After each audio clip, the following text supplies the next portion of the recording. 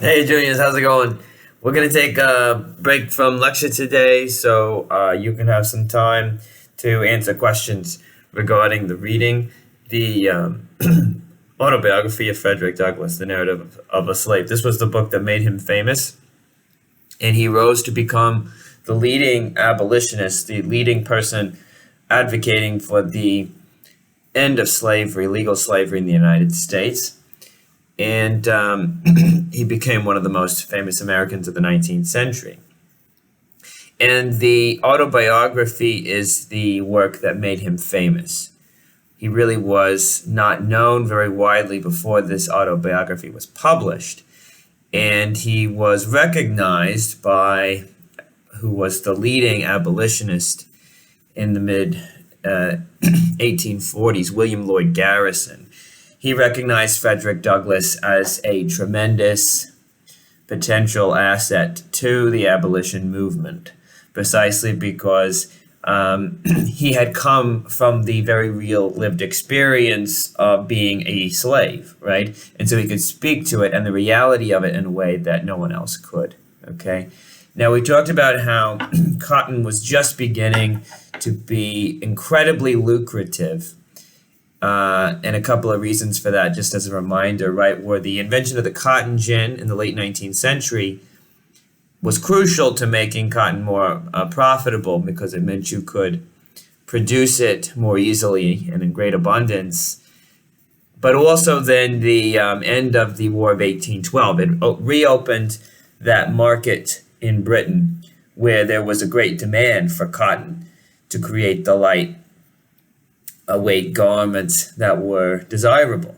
And of course, there was a whole factory system going up in Britain to accommodate producing all of the cotton that would be coming from the United States. And so that's why there's that tremendous demand for land moving west in the southern states, the new southern states in Mississippi and Alabama, because people want to get in on this new products profitability.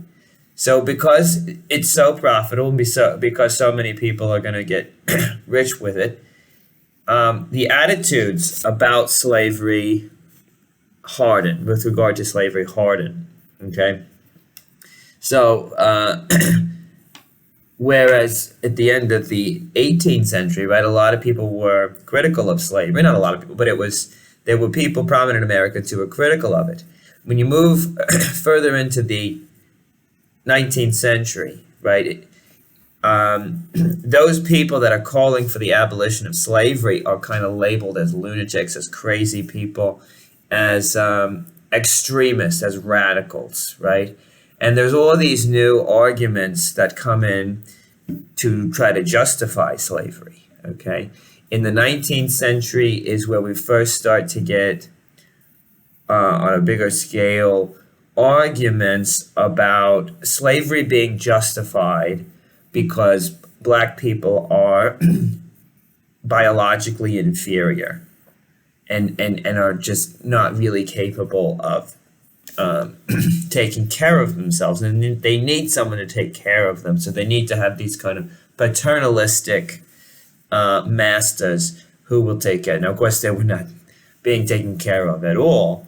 But this argument about biological inferiority is becomes stronger in the 19th century, and that there's a kind of way in which black people are not fully human. This idea becomes really much stronger after the introduction of the theory of Darwin's evolutionary theory, and you get the creation of something called social Darwinism. But we start to see this idea of black people really being, because of their race and their biology, inherently inferior. The point is that these slave masters who were making so much money needed and they wanted some kind of intellectual justification that would help them sleep at night. So this idea of kind of strict racial categories is this kind of flimsy justification that they're going to use, okay? That they're actually taking care of the slaves. Now, it's obvious when you read one sentence of Frederick Douglass' narrative. That's not what was happening, right? Now, the couple of chapters you read, so you read the preface, the letter, and a couple of chapters there, right? They're dealing with the early childhood of Frederick Douglass. He's born in 1818, right at the moment when that new craze for cotton is really coming into realization there. And we don't know exactly the date of his birth, but he celebrated it on February 14th. He's born in Maryland in the Chesapeake Bay area. I will also say, he didn't know his birthday. That was common for slaves. They often didn't know when their birthday was. He also, of course, doesn't know for sure who his father is. They think it's probably the master. He's pretty sure his father is white, but he's not 100% sure. So these things would just be a normal part of a slave's life, not knowing what day they were born on, not knowing exactly who the father was, all sorts of things like that. But he's born there in Maryland, in the Chesapeake Bay region, and we see that it's not a cotton plantation he's born onto, but it's an older one, a tobacco, wheat and corn are the things that they're growing, okay? And he is separated from his mother during his infancy, and he talks about that at the beginning of that chapter as well. This is also very common for slaves, right? Especially as more people are going to be moving west, they want to be purchasing slaves, so you often see families getting broken up. All right, that's not uncommon, especially when you get into the 19th century. And if the argumentation is that they're not,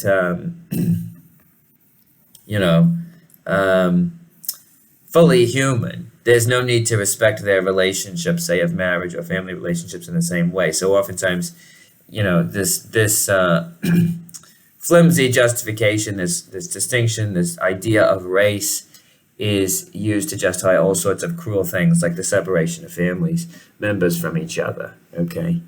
The other sort of thing we see is in those early chapters, the extent to which black women were susceptible and vulnerable to rape by their masters, right? And we can call it rape. I mean, it's obviously it's a coercive thing that's going on, and it is something that is causing extraordinary dysfunction, not just, of course, for the slaves, but within the white family as well, because there are these weird tensions, say, between the biracial slaves, the children of the master, and the slaves and the master's actual wife. So there's all sorts of strange dysfunctions coming up out of this. And of course, the trauma that black women had to live with. Now, there's also this trauma of, having really no legal protections, no legal rights, and being beaten at any time. So we see all that coming through very clearly in those first two chapters, and we learn just a little bit about some of the details of the slaves' lives. All right, so go ahead and go through the answering the questions as best you can, but be sure to visit the forum, and you want to do two things. You want to leave a comment, a new comment, and you want to make sure that you respond to someone else's comment, and then you get full points that way, okay?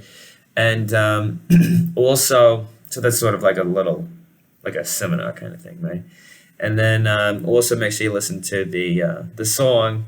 He talks about the role and how important spirituals are for enslaved peoples. Frederick Douglass does, but of course, as he says, it's not what the white Northerners think it is, that they're happy singing. It's something very different, right? So make sure you listen to the songs too. All right, take care. We'll go back to lecture tomorrow. All right, be good.